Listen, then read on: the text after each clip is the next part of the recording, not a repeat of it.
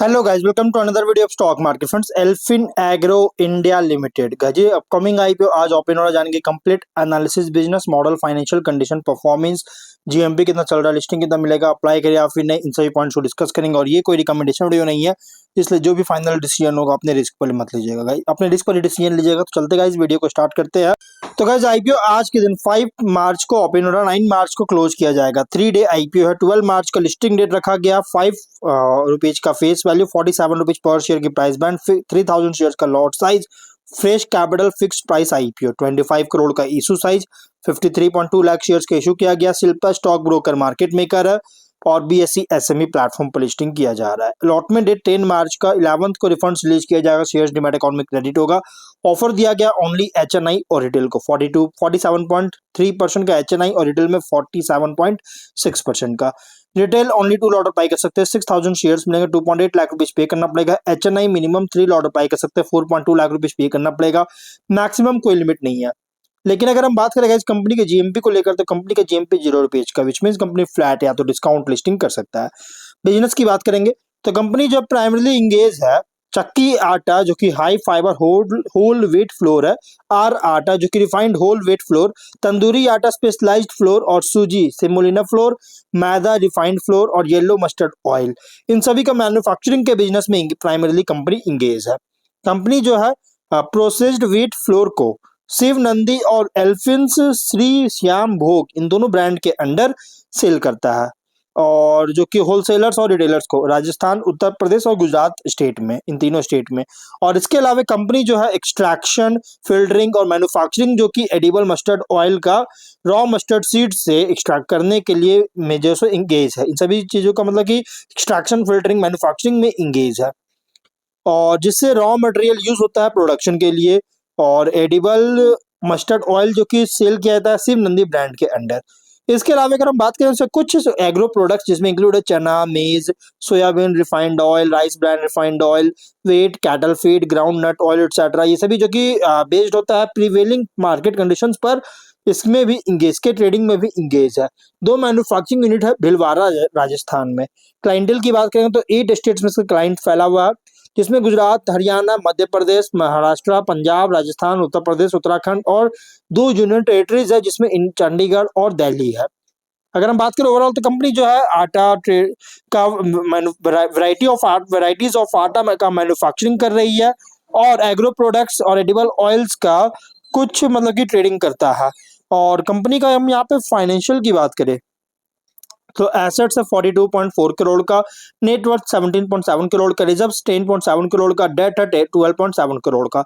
Revenue profit 23 में 101.4 करोड़ का revenue, 1.8 crore का प्रॉफिट।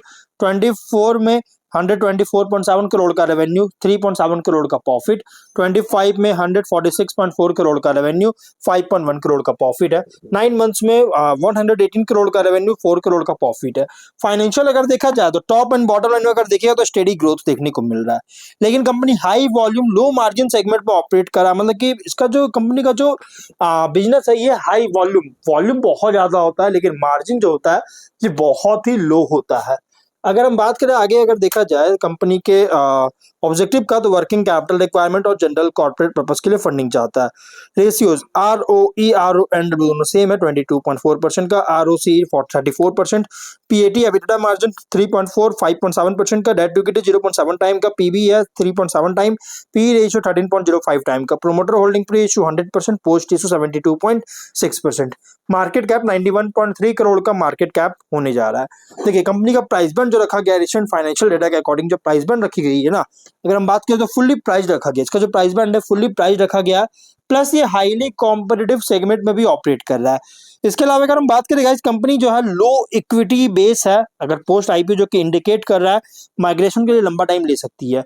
अगर हम इसके शॉर्ट कंपनी कॉम्पिटिटर की बात करेंगे तो अब्राम फूड इसके कॉम्पिटिटर जो कि सेम बिजनेस करता है। और वहीं अगर हम बात करें इस कंपनी के शॉर्ट एनालिसिस करेंगे तो देखिए कंपनी जो है agro processing food product sector में ऑपरेट हो रहा है। प्रोडक्ट्स प्रोड्यूस कंपनी जो है स्टेपल फूड प्रोडक्ट्स का प्रोड्यूस करता है, जैसे wait floor, refined floor, semolina, edible oils, food staple products जो कि बेनिफिट मिल रहा है कंसिस्टेंट एवरीडे कंज्यूमर डिमांड से। इंटीग्रेटेड मैन्युफैक्चरिंग और प्रोसेसिंग कैपेबिलिटी है जो कि सप्लाई कंसिस्टेंसी को मेंटेन करने में हेल्प करता है। और रीजनल डिस्ट्रीब्यूशन नेटवर्क को स्टैब्लिश कर चुका है जिससे टारगेट मार्केट में प्रोडक्ट रीच को सपोर्ट कर रही है। वीकनेस की बात करें तो स्केल इसका बहुत ही स्मॉलर है लार्ज नेशनल एफएमसीजी और पैकेज्ड फूड कंपनीज के कंपैरिजन में। प्रॉफिट मार्जिन बेस जो कि रिलेटिवली बहुत ही थीन है, बहुत कम है, कारण commodity nature of floor and edible oil products का कमोडिटी नेचर होने के कारण। बिजनेस एक्सपोज हो सकता है रॉ मटेरियल प्राइस फ्लक्चुएशन के कारण, वेट और मस्टर्ड ऑयल सीड्स जैसी प्रोडक्ट्स के कारण। वर्किंग कैपिटल इंटेंसिव ऑपरेशन है, इन्वेंट्री और डिस्ट्रीब्यूटर क्रेडिट साइकिल्स होने के कारण। लिमिटेड ब्रांड रिकॉग्निशन है अगर रीजनल मार्केट के बाहर देखा जाए तो। अपॉर्चुनिटीज की बात करेंगे तो इंडिया में पैकेज और ब्रांडेड स्टेपल फूड्स के लिए डिमांड जो है बहुत तेजी से ग्रो कर रही है।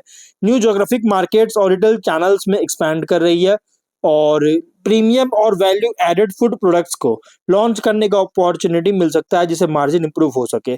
प्लस मॉडर्न रिटेल स्टोर्स और ऑनलाइन ग्रोसरी प्लेटफॉर्म्स में भी जो है पेनिट्रेशन इंक्रीज होता हुआ देखने को मिल रही है।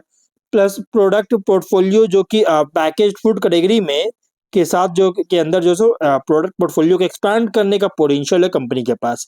लेकिन थ्रेट भी है जैसे large FMCG brands regional flour mills से कंपटीशन बहुत ज्यादा इंटेंस है।